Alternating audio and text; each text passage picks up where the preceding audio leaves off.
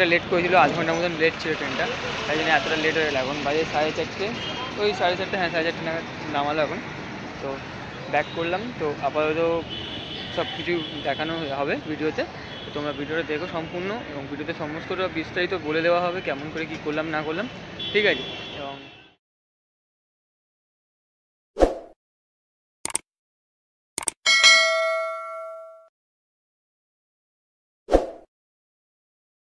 Good morning, আমি সমীর। তো আজ একদম মর্নিং বেরিয়ে পড়লাম। জানি ব্যাকগ্রাউন্ডটা লাইট ফাইট দেখে মনে হচ্ছে না মর্নিং, বাট একদম আর্লি মর্নিং বেরিয়ে পড়লাম। এখন সবাই বাজে সকাল 5টা, ঠিক আছে। তো আজকে আমি একটা জায়গায় যাচ্ছি। তো তোমাদের বলেই দিই আমি যাচ্ছি আসলে আজ শান্তিনিকেতন। আমি এখন প্ল্যান করে পেয়েছি যাবো আজ শান্তিনিকেতন, একদিনে যাব, ঠিক আছে, একদিনে ব্যাক করবো। এইটা আমার আজ চ্যালেঞ্জ আছে। তো ফার্স্ট টাইম আমি একা যাচ্ছি, জানি না কতদূর কী হবে, যতটা ভালোভাবে করতে পারবো। তো তোমরা আমার সঙ্গে থেকো, চলো। অপেক্ষা করছি বাড়ির সামনে যে গাড়ির জন্য, আর আমাকে এখান থেকে এখন হাওড়া প্ল্যাটফর্ম যেতে হবে অবশ্য। তো সকালে আজ খুব সুন্দর হাওয়া বইছে, তো যাই হোক ভালোই লাগছে। এখন দেখা যাক গাড়ি কতক্ষণে দেয়। এখন রাস্তা পুরো ফাঁকা, কোনো বাস বা ট্যাক্সি কিছুই পাচ্ছি না, দাঁড়িয়ে আছি, ঠিক আছে। তো ওখানে গিয়ে ট্রেন কটার সময় কি পাবো সেটা তো পরের কথা, আগে এখান দিয়ে বাসে করে আমার হাওড়ায় যেতে আমাকে, ঠিক আছে। চলো দেখি ট্যাক্সি পেয়ে তোমাদের বা বাস পেয়ে তোমাদের বাগিয়ে দেখাবো। দেখতে পাচ্ছি এটা বাস আসছে, বাট এটা হাওড়ার বাস কি স্প্ল্যানেটের বাস আই ডোন্ট নো। তো দেখা যাক বাসটা কোথাকার আসুক, বাসটা কাছে এলেই বুঝতে পারবো।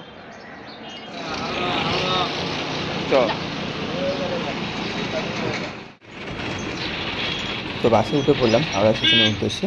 এখন যাই হাওড়া স্টেশনে, ওখানে কোন ট্রেনটি আমরা পাই না পাই দেখি, ঠিক আছে, কী টাইম আছে না আছে, তো সমস্ত বিস্তারিতই তোমাদের দেখাবো। তো চলো দেখা যাক।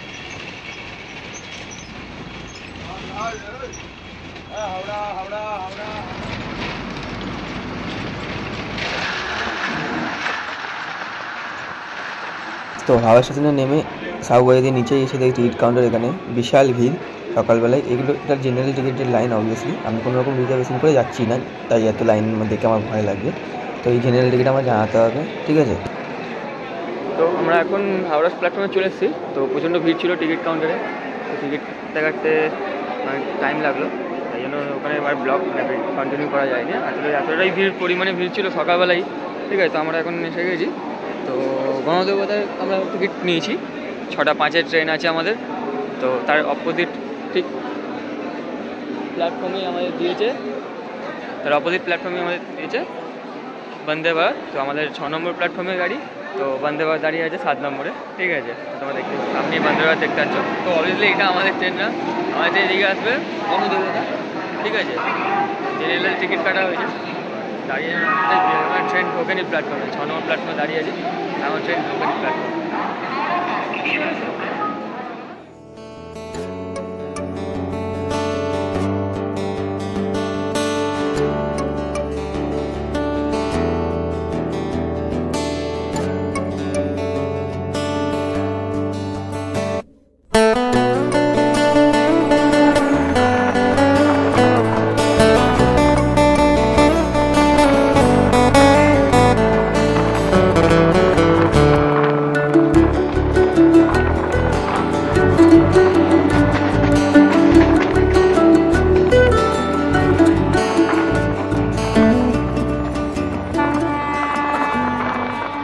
তো ফাইনালি আমরা শান্তিনিকেতন পৌঁছে গেলাম। এই যে আমাদের ট্রেন। তো ট্রেন লেট ছিল অবভিয়াসলি। ট্রেন থেকে নেমে আস্তে আস্তে এই ভিড়ে ধাক্কা খেতে খেতে আমি এগিয়ে গেলাম, ঠিক আছে। তো আমার এখন কাজ হচ্ছে যে রিটার্ন টিকিটটা একবারে কেটে নেওয়ার, যে সেটা কাটা যায় কিনা সেটা আগে জানবো।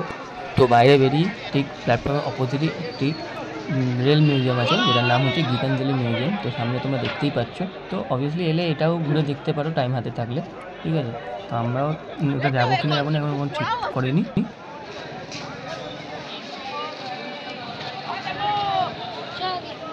তো ওখানে ভেতরে আমি জিজ্ঞেস করলাম যে আমি যখন যাব আমার যটা ট্রেন হোক না কেন, আমি এখন তার জন্য টিকিটটা কেটে অ্যাডভান্স রাখতে পারি। তো ওনারা ওখানে বললেন টিকিট কাউন্টারে যে আপনারা এখন অ্যাডভান্স টিকিট কাটতে পারবেন না, ঠিক ট্রেনের টাইম থেকে 1 ঘন্টা আগে টিকিট কাটতে পারবেন। তো ঠিক আছে।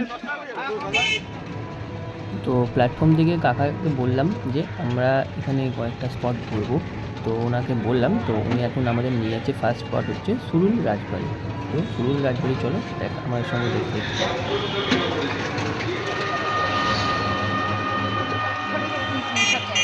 হ্যালো গাইস, তো আমি আপাতত আছি এই শান্তিনিকেতনে, এখানে সুরুল বলে একটি জায়গা, ঠিক আছে। তো এখানে এসেছি, একটি কাজ আছে, তো কাজটি কমপ্লিট করে দেন এখান থেকে বেরোবো।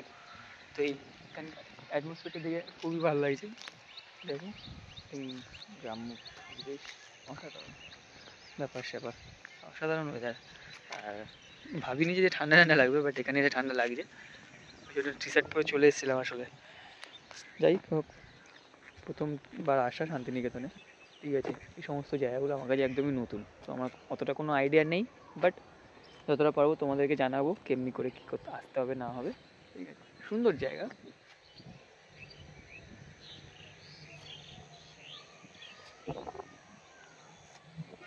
স্টেশনের প্ল্যাটফর্মে নেমে, তো ওখান থেকে বেরিয়ে সামনেই টোটোওয়ালা আছে, অনেক অনেক টোটো থাকে। তো আমরা ওখান থেকে কন্ট্যাক্ট করলাম আসলে, মানে কন্ট্যাক্ট মিনস মানে ওনাকে বলে দিলাম কোথায় কোথায় আমরা যাবো না যাবো। তো সেখানে যাবো, ওনারা একবারে ওনারা চার্ট দেখালেন যে এমন এমন দাম আছে, অনেক কিছু সমস্তটাই বিস্তারিত তোমাদের বলে দেবো, ঠিক আছে। এবং দাম কী নিয়েছে, কী ভাড়া লেগেছে না লেগেছে সমস্তটাই বলে দেবো। এবং যতটা কম খরচায়, ঠিক আছে, শান্তিনিকেতনটা দেখা যায় বা ঘোরা যায়, ততটাই কম খরচার চেষ্টা করবো। নতুন এক্সপিরিয়েন্স, তো খুবই ভালো লাগছে এখানে এসে। তো তোমাদের তো প্রথমেই বললাম যে যতটা কম খরচে এখানে মানে শান্তিনিকেতনটা দেখা যায়, ঠিক আছে। তো ব্লগটা বেশি বড় করবো না, দেখাই কতটা কী ঘোরা যায় না যায়। কিন্তু কারণ আজকেই আমাদেরকে এখান দিয়ে রিটার্ন ব্যাক করতে হবে, ঠিক আছে। তো ওইটা একদিন ওয়ান ডে ট্রিপ। আর কতটা মেন আমার দেখা যাচ্ছে কতটা খরচ হয়, কত কমে করা যায়, সকলেই যাতে আসতে পারে। এবং ওয়ান ডে ট্রিপ আছে, অবভিয়াসলি অনেকে চাইবে যে একটু যতটা কমে হয় ততটাই কমের চেষ্টা করবে।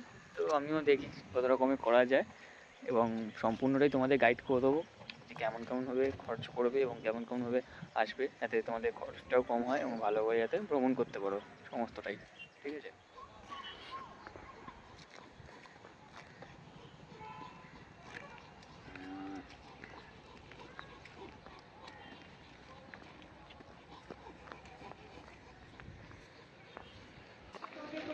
তো বন্ধুরা, আমি এখন চলে এসেছি সুরুল রাজবাড়ি। এটি হলো শান্তিনিকেতনের আরেকটি অন্যতম আকর্ষণ। তো যারা যারা আসবে অবশ্যই এই রাজবাড়িটি ঘুরে যাবে, ঠিক আছে।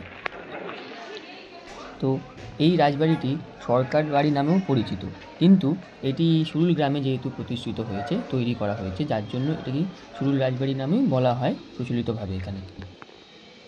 এই রাজবাড়িটি ব্যবসায়ী শ্রীনিবাস সরকার দ্বারা নির্মিত হয়।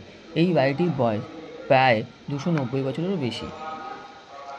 সরকার বাড়ি বা সুরুল রাজবাড়ি এইটি বোলপুর শান্তিনিকেতন স্টেশন থেকে প্রায় 4 কিলোমিটার দূরত্বে, ঠিক আছে, এবং সোনাঝুরি হাট থেকে প্রায় 15-20 মিনিটের ডিস্টেন্সেই আছে। তোমরা কেউ যদি দুর্গাপুজোর সময় শান্তিনিকেতন বা বোলপুর আসো, তো অবশ্যই এই সুরুল রাজবাড়িতে একবার ঘুরে যেও, কারণ এখানে এই সামনে যে জায়গাটা দেখতে পাচ্ছ, এখানে খুব বড় করে দুর্গাপুজো করা হয়, এবং এখানে মধ্যে সবথেকে বড় দুর্গাপুজো এই সুরুল বা সরকার রাজবাড়িতেই করা হয়। আজও অবধি খুব অসাধারণভাবে হয়। তো এসে অবশ্যই ঘুরে যেও দুর্গাপুজোর সময়। তো আমরা ওখান থেকে বেরিয়ে পড়লাম। তো আমরা এখন ওখান থেকে বেরিয়ে ভেবেছিলাম সোনাঝুরি হাট যাবো, বাট সোনাঝুরি হাট এখন যাবো না। তার আগে তার মাঝখানে আরেকটি জায়গা আছে, যেটা হচ্ছে 34 ফুটের বুদ্ধ মূর্তি দেখতে যাবো এখন। চলো তোমরাও আমার সঙ্গে।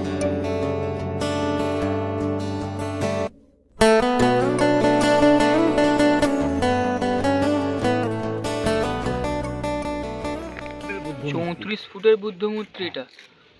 এখানে এটা কেন করেছে বাবু? এখানে ওই বুদ্ধ আছে তো কিছু? ও এখানে আছেন?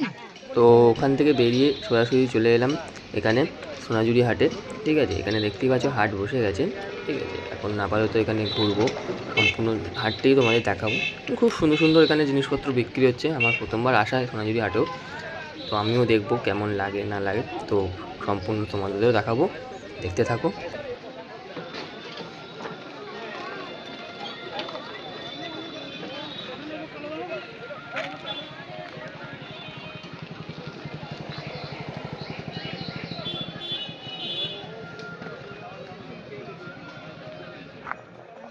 আর অনেকগুলো এন্ট্রেন্স আছে, এটা লাস্টের গেট, ওই সাইডে আরও দুটো গেট পরপর পরে।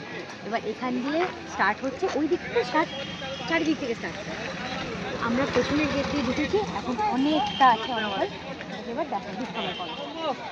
তোমরা যারা শান্তিনিকেতনে এসেছো এবং ঘুরে গেছো আর সোনাঝুরি হাটেও এসেছো, তো তারা সবাই এই কাকুটিকে অবশ্যই চিনবেন আশা করা যায়। ঠিক আছে, রাবড়ি না দই কোনটা? দই নেই। দই দাও। রাবড়ি খাবে না দই খাবে? কোনটা ভালো হবে বলো তো? রাবড়ি ভালো। তাহলে রাবড়ি দাও। কত গো? রাবড়ি কি? রাবড়ি 50, দই 30। দাও। বলছি এটা দিচ্ছি, আগে খাও। খা।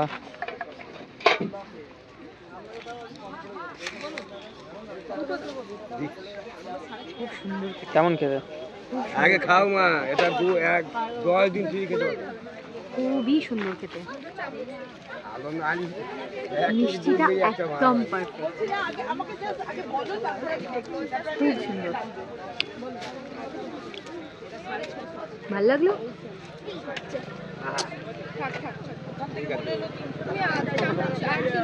ভাতটা হয়ে যাবে তো, আগে তো পাল্টিয়ে দেবো আমি। অসাধারণ খেতে, অসাধারণ খেতে রাবড়িটা। হুম, ব্লাউজগুলো পাগল পাগল, খাতাগুলো কই আমার?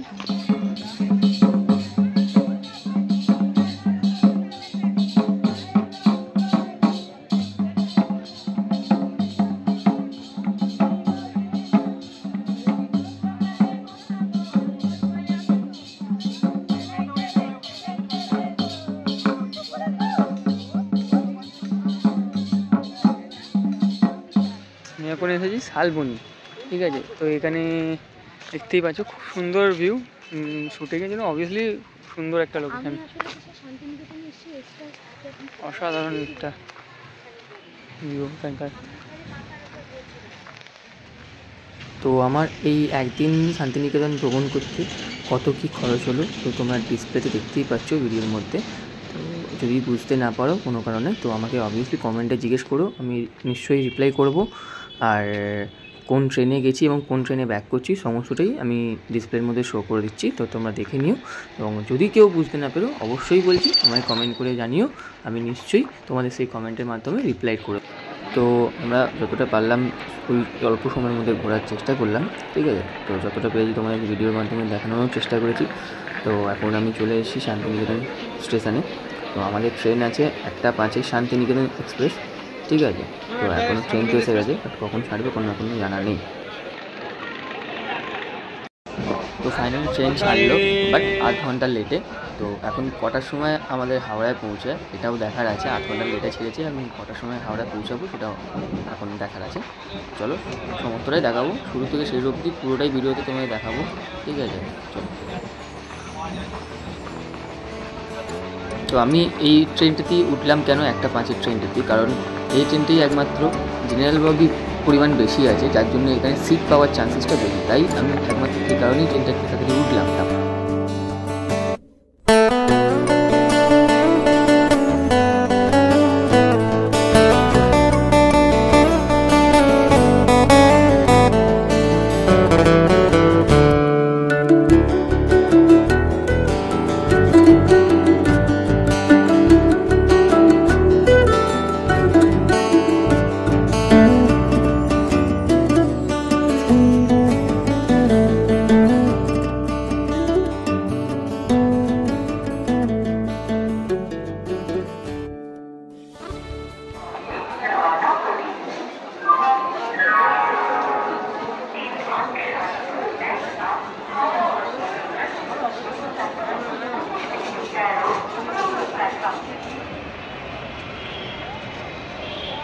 হ্যালো বন্ধুরা, তো ফাইনালি আমি ব্যাক করলাম। ঠিক আছে, তো আমার ট্রেন ছিল শান্তিনিকেতন বোলপুর থেকে। তো আপনাদের এই 1:10 ট্রেনটা ছিল। ঠিক আছে, শান্তিনিকেতন এক্সপ্রেস যেটা হয়। তো বাট ট্রেনটা অনেকটা লেট করেছিল, 8 ঘন্টার মতন লেট ছিল ট্রেনটা, তাই জন্য এতটা লেট হয়ে গেল। এখন বাজে 4:30, ওই 4:30, হ্যাঁ 4:30 নাগাদ নামালো এখন। তো ব্যাক করলাম। তো আপাতত সব কিছু দেখানো হবে ভিডিওতে, তো তোমরা ভিডিওটা দেখো সম্পূর্ণ, এবং ভিডিওতে সমস্তটা বিস্তারিত বলে দেওয়া হবে কেমন করে কী করলাম না করলাম। ঠিক আছে, এবং দেখার পর ভিডিওটাতে কোনো রকম ইনকোয়ারি থাকে তোমরা কমেন্ট বক্সে জানিও, তার অবভিয়াসলি রিপ্লাই করার চেষ্টা করব। আর ভিডিওটা ভালো লাগলে লাইক করে দিও, চ্যানেলটা অবশ্যই সাবস্ক্রাইব করে দিও। Thank you.